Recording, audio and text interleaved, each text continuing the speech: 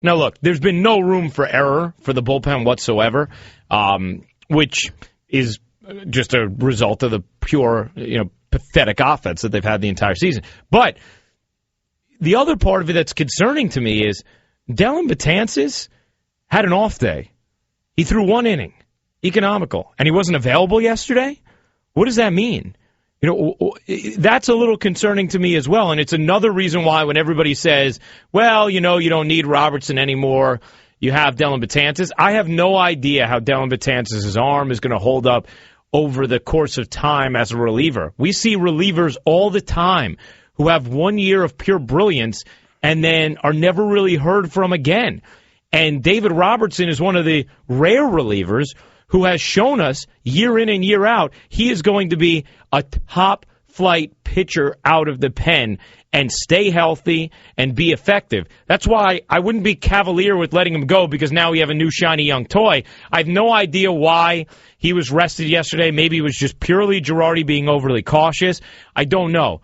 But my point is, it's just another example of don't just think you're going to be able to use Dellin Betances the way you want to forevermore with him pitching this way because you don't have a huge sample size of his success. You have 3/4 of a season, and that's it. I don't understand the mindset going into that game yesterday with the bullpen. Maybe he thought they were going to score some runs, which they haven't done in weeks. But to come in and say, okay, Betances is not going to pitch, even though we had a day off on Monday. My seventh-inning guy, Kelly, if we get to a situation, is not going to be used until the 8th. Going with Huff and Rogers. The bullpen in the major leagues, aside from the setup guy and, in many cases, the closer, are the guys that basically fill out the roster. There's not a lot of depth in these bullpens with the salary issues, with some of the high-priced money that goes out to these stars. These teams really can't commit high dollars to the back end of the bullpen. And that's exactly what you had in that situation last night in a game that they absolutely had to have. And it was 2-1 in the seventh. So you go with Huff and Rogers. And I mentioned in the first segment that Rogers was so valuable to the Blue Jays that they cut him loose on July 31st. I don't understand look, it's one thing if you have some pad in the standings, but you are basically right now playing for your season. And he is so conservative with the use of the bullpen and the way he's playing this offense. They're not coming through, and he's trying to create runs, and I just think, Ryan, as a Yankee fan, this has got to be agony to watch. It's just agony to watch. Well, it is agony because you just know they're not good enough. That's the bottom line. They're not good enough. They can't hit. If you were going to sum up their season in one sentence, it would be they can't hit. And in a couple of weeks, it will be they couldn't hit. And unfortunately, it means we're going to have a longer extended stretch of meaningless games in the captain's final year than we were anticipating. Ike in Brooklyn. Ike, you're on the Lexus of Route 10 hotline with Ryan Ruocco and Bill Pitdo. Hi, Ryan and Bill. Hey, how you doing? Yeah, I'd like to know something. At the beginning of the show, you said that Girardi and Cashman have done a good job, are doing a good job. Now, you have a team with an over $200 million payroll, starting Cashman's case. Okay, he couldn't even stay under the 189 that was really mandated from last year, let's be honest. And then this year, he could not stay under it. Then at the break or before the July 31st trade deadline, he basically gets 5 to 6 new players, adding another, $10 million more around that to this year's payroll. How is he doing a good job with that kind of payroll? And I don't know if we say Cashman. Girardi, I think you would have to say, given the fact that all of his horses haven't hit all year, I think he's done a nice job piecing together wins for the most part. Let me start on Girardi now. We all say he's doing a good job, or he lost 4/5 of his starting rotation, and the next sentence we're saying, but the problem isn't the pitching. You just said they can't hit. So, you could always say that. So every. Wait, what do you mean? But he's lost 4/5 of his rotation. His team can't hit, and he's still finding ways to squeeze out wins. That's not doing a good job? No, absolutely not. Well, what are you blaming him for? What is Joe Girardi? Now, we just gave you last night. Hold on one sec. Ike, hold on one sec. We thought last night he made some mistakes. I agree with that. A couple of nights ago, I thought he did as well. But on the whole this season, I have to say, given the way that they haven't hit, are you blaming him for Mark Teixeira and Carlos Beltran not staying healthy, not hitting, for Brian McCann not hitting? Are you blaming Girardi for that? Yeah, his job is to get the Yankees into the playoffs and have a good record. That's it. That's all that counts. Well, I tell you what, Ike, it could be a lot. It's not been good here of late, but it would be a lot worse. A lot worse, I think, if Girardi weren't at least able to maintain a competitive spirit. I mean, they all the close games that they have been in necessarily haven't all gone their way, but at least they've been in these games. And I think with all of these injuries, you got to credit the manager with at least keeping them into the contest. Absolutely. I mean, there's sure. You know, the other thing is when you don't hit, you nitpick every single decision. When you don't score a lot of runs, when there's not huge gaps in the scoreboard, everything that happens is magnified to the nth degree because it matters that much more. You know, the missed jump shot in a 17-point game doesn't matter, but in a one-possession game, it matters. Well, it's no different. You know, every game this team plays is within a run or two. So we are going to be looking at every single thing Joe Girardi does. I think he's acquitted himself quite nicely with the exception of, you know, a couple decisions over the last few days. Marvin in Connecticut. Marvin, you're on the Lexus of Route 10 hotline with Ryan Ruocco and Bill Pitdo. Mr. Ruocco, how you doing? What up, Marvin? Hey, there's no excuses. There's no excuses for Girardi's coaching, and I'm with the other caller. Cashman and Girardi has to go. They need to clean house. Marvin, Girardi's not going. He's got 3 years after this one left on the contract he just signed. He is not going anywhere. So what about Cashman? They got to clean house. Poor George. God bless his soul in his grave. Poor George. He's rolling over. This is no good. New York sports is not even looking good anymore. The only thing I had was the Yankees, and now the Yankees are going down. It's over. That's how I see it. You know what, Marvin?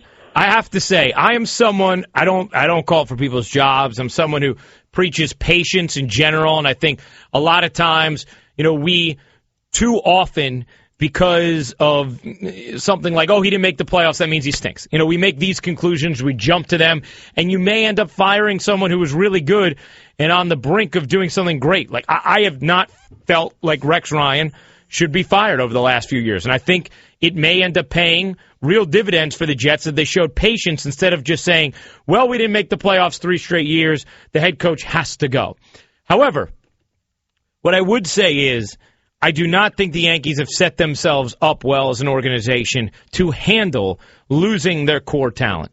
You know, every time they've lost one of these pieces, they've gotten worse, which to some degree is to be expected because they had transcendent generational players at essential positions for a decade and a half, which is unheard of. But the fall has gotten worse and worse and worse, and it feels like there's no cavalry coming. You know what I mean, Bill? I look at this team. There's no youth. There's no youth. Yeah, who's coming? You don't have one everyday player, Ryan, under the age of 30. Not one. Right. Not one. And is there anybody? If you look at that team next year, you know, is there anybody who you look to and say, I can't wait to watch him play? Is there a single player? Now, Tanaka can hold up. Yeah, Tanaka. You're right.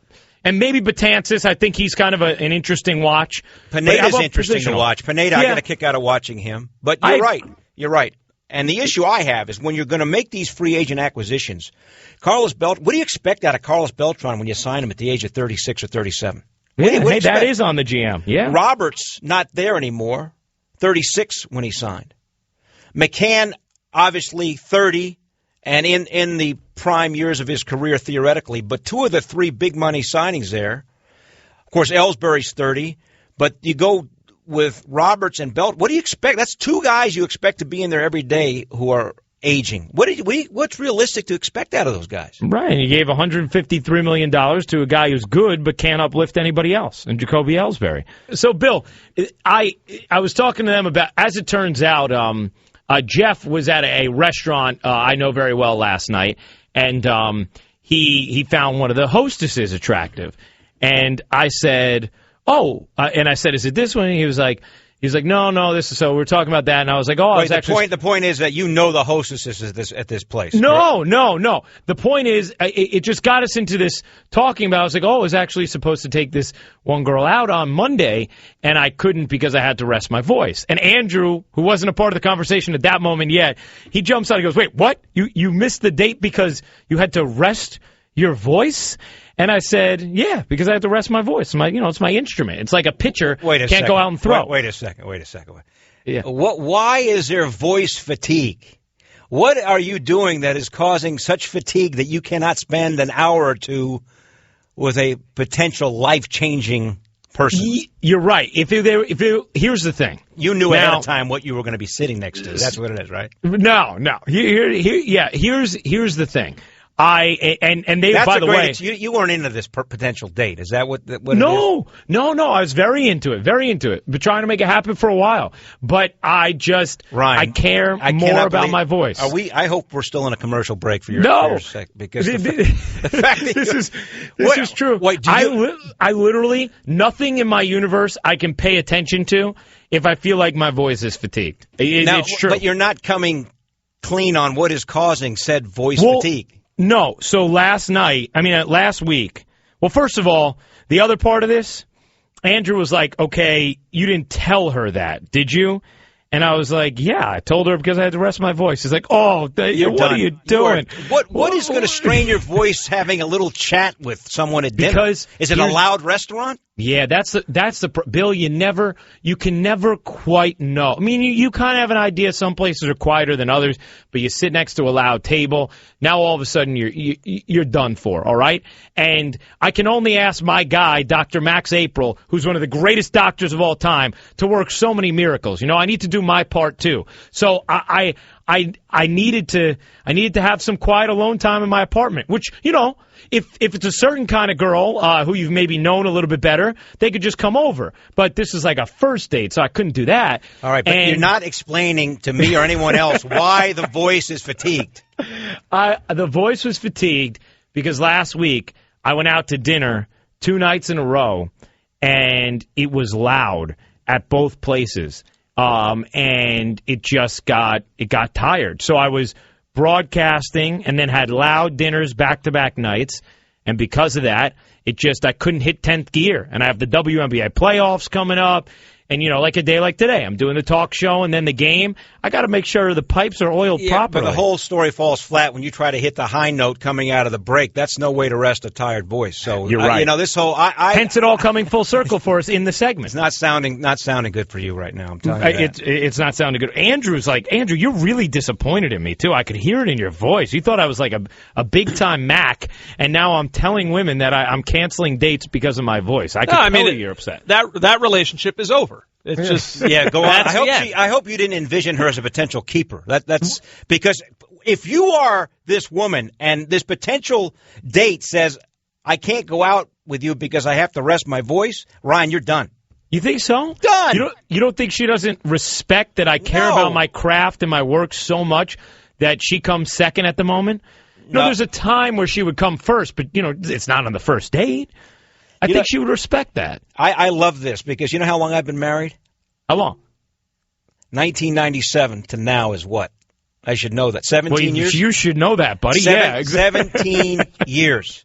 So give me a long time. Give me some stories. You're out there. You're mixing it up. I need some vicarious thrills here. You need some stories? Yeah, what do you have? You got a whole list of numbers at home or what? Well, I mean, I have I think you have a text rotation kind of. Is that right? Yeah, I think, and it doesn't have to be scandalous. Now, do you I have 2 daughters, and all the communication is done by text. So, do we not ever call? Is it you never call? No, I like to call. I'm different in this sense. Okay. But what I find is now I'm 27. Girls around my age are okay and older are cool with a call. But if you just dip, I'd say 25 and below, and you call the girl, they get freaked out by it, unless they're special. See, one thing we used to always think about when we were going through this process is, okay, am I leaving a message on the machine or not? Because then you can't call back once you do, right? Here's the thing, though. The text would seem to be the equivalent of leaving a voicemail, right? Yeah, you're right. But in many ways, if you don't get the text back, you're out, right? Yeah, you can't double text. Okay, how long let's say you're interested in someone, you give them the text. No response. Do you just let it go, or is there a time where you say, okay, I'm trying text number 2? This is, by the way, I love this kind of conversation because this is a lot more applicable to everybody, right, than whether or not Michael Vick's upset about questions. So here's what I'd say, Bill. I think if you care about the girl and you think it could go somewhere and you're worried about it from a relationship standpoint potential, you do not you do not double text. You never answer that. You never send her another text until she texts you. Okay. If you have an in-person encounter by chance after that, you could kind of clean it up then. But otherwise, you never send a double text. If it's a girl who you don't really have those kind of aspirations for, if you know what I mean, if she's just going to be someone you have some fun with, then you can be a little bit more cavalier about whether or not you're going to send a double text because you don't so much care whether or not it's successful or not. So can we say that the text now is the equivalent? Because the strategy would be, okay, I met her. Am I going to wait 2 days to call her? If I call her, am I going to leave? If she's not there, am I going to leave a message? It's a whole different strategy. In many ways, I think this is a lot less painful because to me, to leave a voicemail and then get blown off, I would think leaving a text and getting blown off is not the end of the world. Yeah, no, I mean, this is what you have to, Bill, I mean, you're Bill Pitdo. You have to be confident enough that guess what, if that Ryan? text That's isn't not, answered, that's not helping you out. It's not going to help you out. It doesn't matter. It doesn't matter. Whoever you are, whatever you do, you have to have the confidence that you're Steve, you're Ryan, you're Bill. If they're not going to answer you, that's their problem. That's their loss. All right, and if you leave a text that you really care about the response, are you checking the phone every 2 seconds? I mean, I am. Yeah, Okay. But Bill, like, I either don't fall at all or I fall hard, man. It's very like the shower's scalding hot or it's ice cold. Okay. I don't have lukewarm water. It just well, that's good because if you get it going with someone that's red hot, they got the hot water going. That's what right. You want. Maybe you end up like Bill Pitdo, 17 years later, still happy. That's what I'm going for. Wait till the kids come, Ryan. Yeah. Oh, baby. Becomes a little difficult. The dynamics change dramatically. Oh, Does yes. it? Oh, yes. You gotta like make sure you have time allotted where you okay, honey, this is an us night because we can't take care of these rascals today. Right. Yeah. Right. You know what? I have another question to ask about that a little bit later on, but I do want to get to this Michael Vick because it's interesting. You know, the number one question, I guess, that you would say has been asked over the last 2 years to Rex Ryan would be, who's your starting quarterback? And it's a question he has refused to answer even when he's had the answer. So yesterday, I thought for the first time, you maybe could see why it's a problem that he doesn't give a direct answer. Take a listen to Michael Vick being asked about Rex not officially naming a starter. I thought we got a starter. We do have a starter for this football team. I'm saying a starter for the season. You think something should be named now? Yeah, at it again. I don't know. We'll see, man. I mean, we'll see. Y'all see who's out there, and I mean that's all I can say. That's a very confusing question right now. I'd much rather be talking about something different. So, you know what I mean, Bill? Vic is starting to get annoyed, right? Whenever we talk about a guy being a distraction to his teammates, usually what we're talking about is teammates having to answer questions about him. Well, how is this any different? What Rex Ryan is doing to Michael Vick and to Geno Smith and maybe to other players in the locker room who are being asked about this as well. Because he refuses to give any kind of clarity on who is the starter officially, he puts them in a position of having to answer these questions over and over. Ryan, we know who the starter is. You know, in the workplace, your salary, the job you're doing, that's indicative of where you are in terms of the pecking order. Geno Smith is playing with the first stringers. He's getting the play. Geno Smith's the starter. Why does he have to come out and make it official? This Saturday under the lights at the world's fastest half mile. NASCAR's best drivers bump, bang, and battle with chase hopes hanging in the balance. 43 drivers battle, 16 advance, 3 races to go. The NASCAR Sprint Cup Series at Bristol, Saturday at 7 Eastern, 4 Pacific on ABC, presented by AutoZone. Ryan Ruocco here with this ESPN New York Sports Center. A little day baseball at the stadium. Yankees looking to avoid a sweep of the Astros. And right now, Brandon McCarthy doing his part. 6 innings of 2-hit shutout ball. The Yankees with a 3-0 lead in the bottom of the 6th inning. Yankees 5 games in back of Detroit. And they have several teams to jump for that second wild card spot. Mets are off tonight. Illinois against Monet Davis in Pennsylvania. At 7:30 on ESPN, the losers bracket final in the U.S. portion of the Little League World Series. The winner will move on to face Nevada in the U.S. Championship. Meanwhile, how about what's going on at the Barclays? That's taking place in Paramus, New Jersey. And right now, you have three leaders tied atop the leaderboard. Hunter Mahan is one of them. Phil Mickelson finishes the day at even. And Rory McIlroy struggling a little bit today. McIlroy finishes at 3 over. Leaderboard update brought to you by Ocean City Golf. Save your long drive for the golf course. Ocean City, Maryland is a short drive away. 17 championship courses and miles of beach. Book the ultimate golf getaway today by visiting OceanCityGolf.com or by calling 1-800-4OC-GOLF.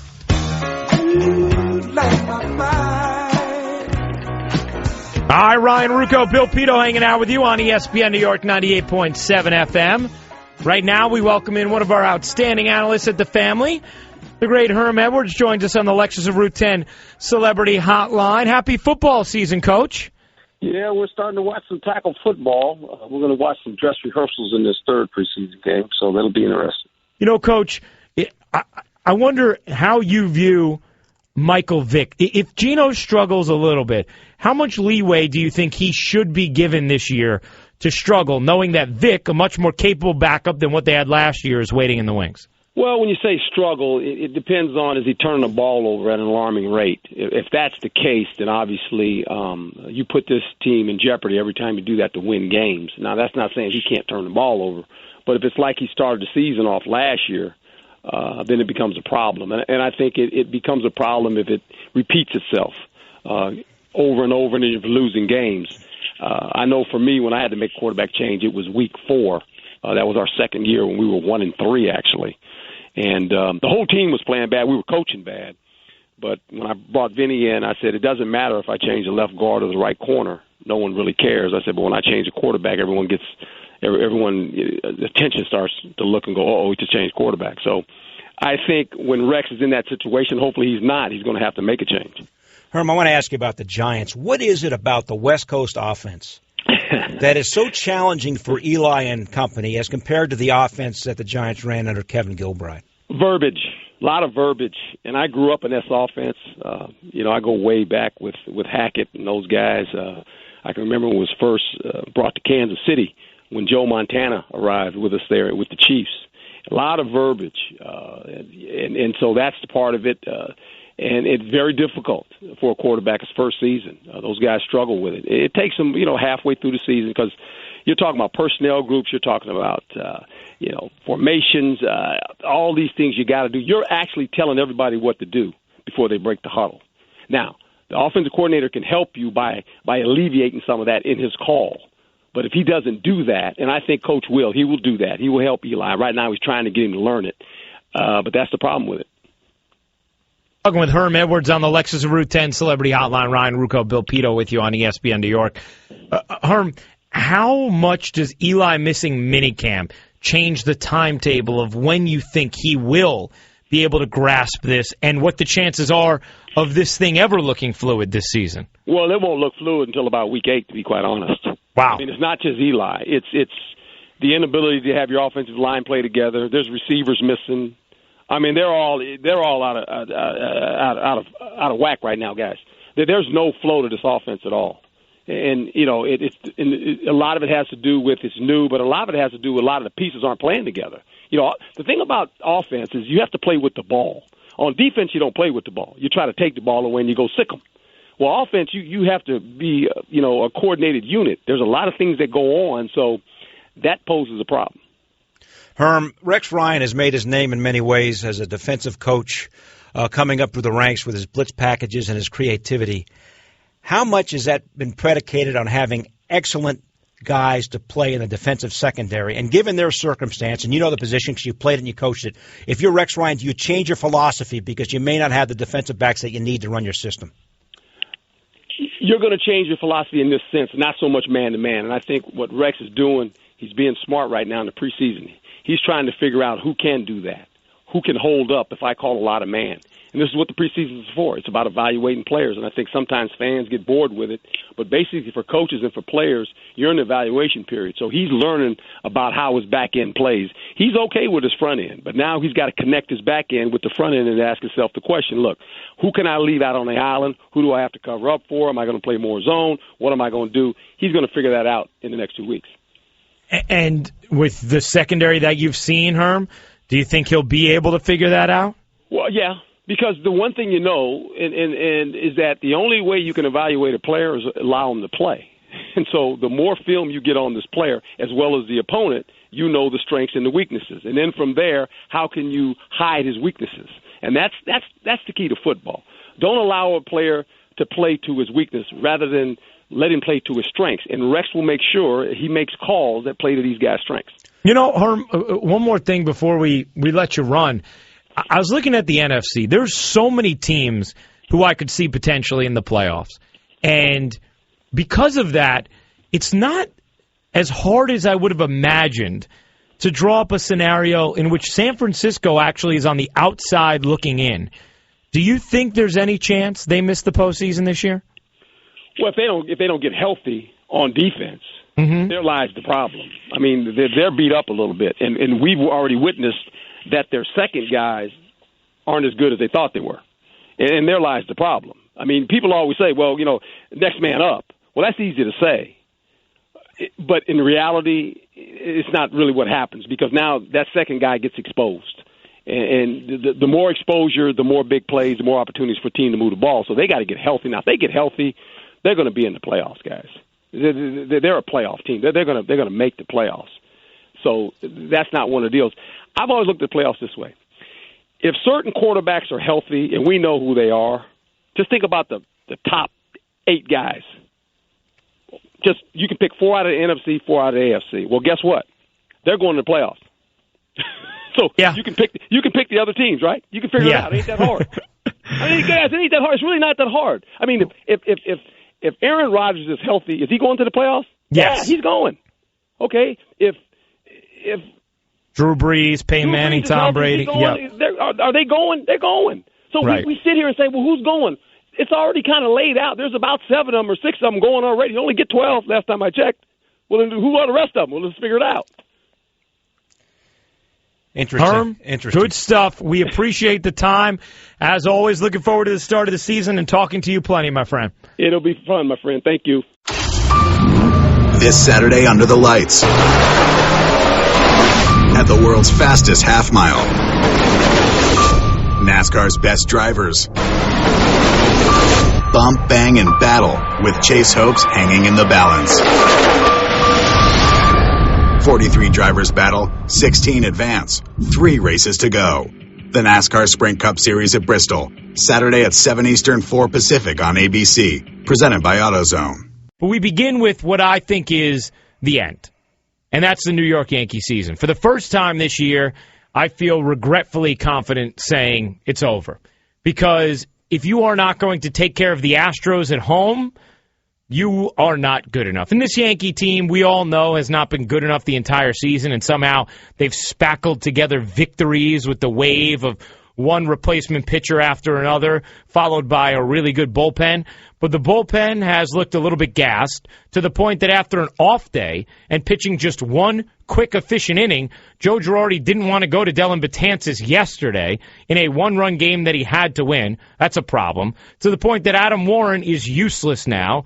To the point that you are looking at a team that can't cope with that because they don't score enough runs to make up for it. And that's been the problem all year, Bill.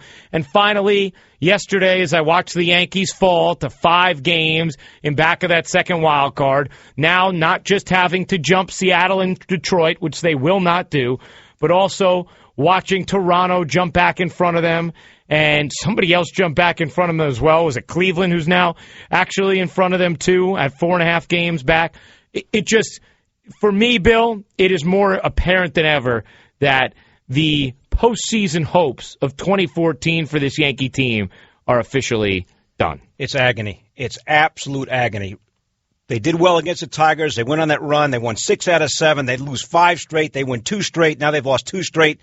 That's what we call a round trip to nowhere. And last night, when you watch what is going on with this offense, 4 different times, Ryan, they had 2 aboard with 2 out, and not once did they get the key hit. Right. And then you have Joe Girardi, who has really done a remarkable job over the course of his tenure in many different ways. But I think his mindset, the way he is, he's so disciplined, so serious, that maybe he starts to press, and maybe that carries over. The strategy last night, he had Derek Jeter double stealing in the first inning, a 40-year-old going to third base. Teixeira, in that sequence, struck out. Then you had Chase Headley stealing with Stephen Drew. And Chase Headley, Ryan's never going to be confused with Ricky Henderson. No, He's thrown out. Stephen Drew still at the plate, hits a home run. So instead of a 2-run shot, it's a solo shot. You have Ellsbury in the 4th, who's hitting in the 3rd hole, of course, bunt singling in Ichiro from 3rd. It just seems like he's gotten so tight, so conscious, so concerned about scoring runs that maybe that's filtering down to the rest of this team. They have not scored 5 runs in a game in their last 9. They are now down 0-2 and underway now, but lost the first 2 to the second worst team in the league. I just wonder, Joe Torre had the great mindset, the great persona when things were rocky, and Joe Girardi's done a great job, Ryan. I just wonder if maybe the way he is might exacerbate things when they're not going well.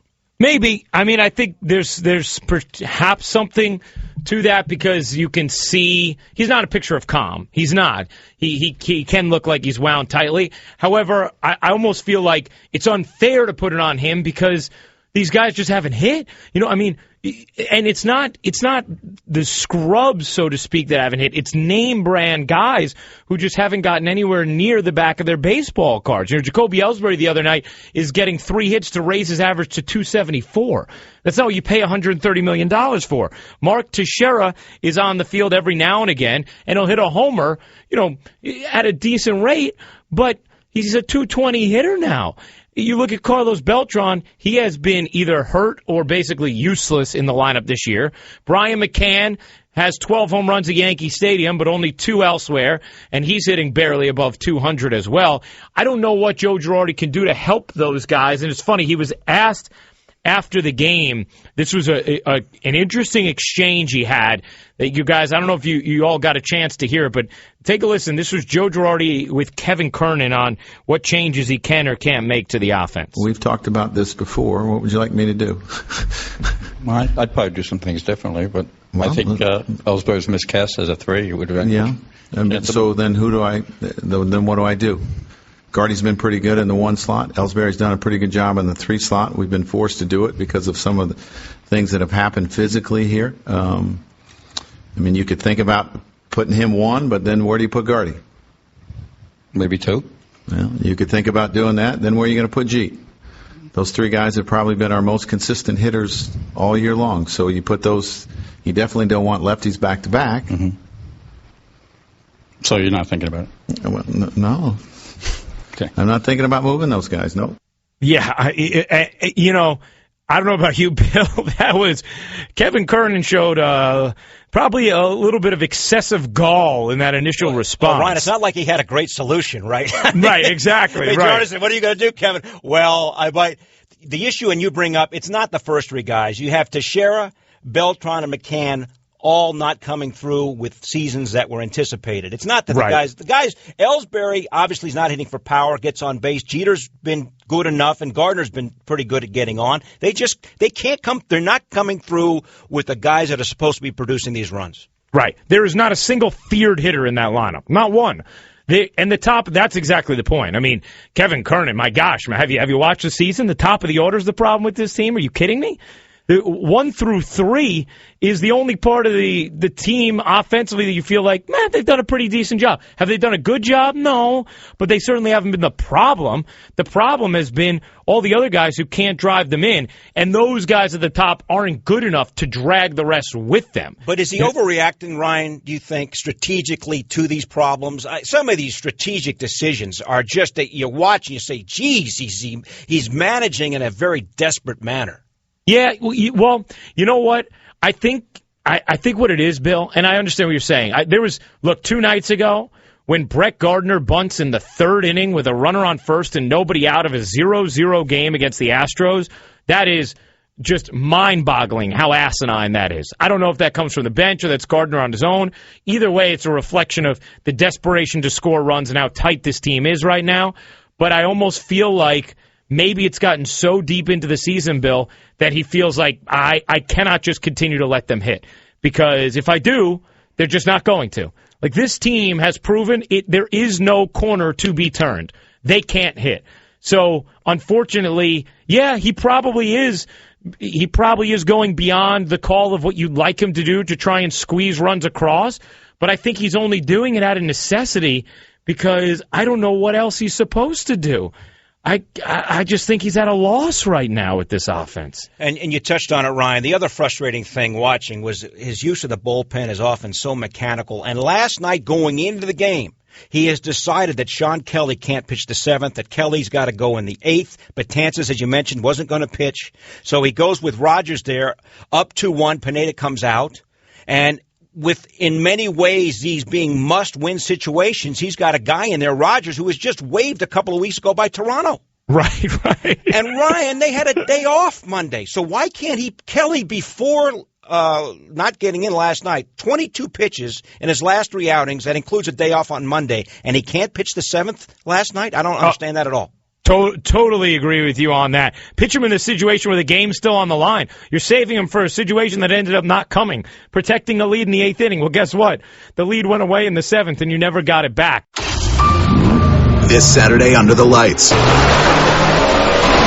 at the world's fastest half mile. NASCAR's best drivers bump, bang, and battle with chase hopes hanging in the balance.